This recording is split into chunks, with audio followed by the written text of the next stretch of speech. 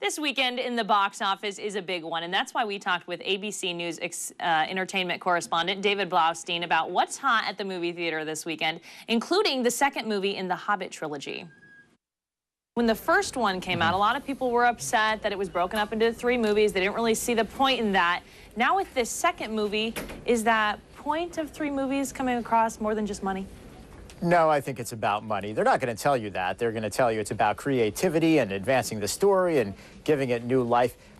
The first movie, to me, was pretty disappointing. It was laborious, it was slow, it wasn't particularly whimsical.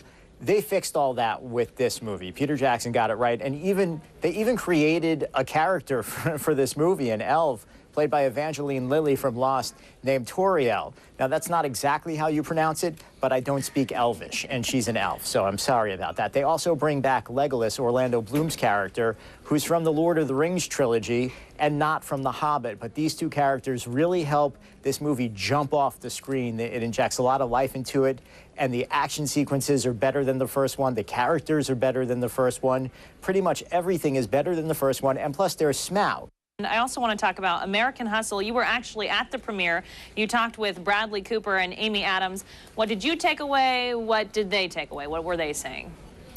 Well, my takeaway from this is that David O. Russell, the director of American Hustle, I love to say that, he is a lot of fun to work with, and as far as being a director is concerned. And it's not just Bradley Cooper and Amy Adams. He also brought in Christian Bale and Jennifer Lawrence. And these are the 4 actors he worked with in his previous 2 movies, Silver Linings Playbook and The Fighter. And Bradley Cooper and Amy Adams will go on and on and on about how great it is to work for David O. Russell. And when you watch this movie, it's evident. You see, I think 4 of the best film actors in the world really getting lost in their characters and having a lot of fun with each other, as evidenced by the Golden Globe nominations. All 4 of them nominated for Golden Globes. A lot of people think that Jennifer Lawrence is going to get nominated for an Oscar.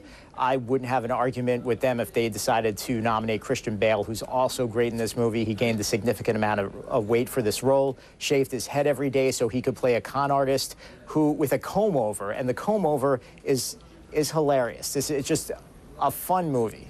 So you mentioned those other 2 films. Is this right there on that same level?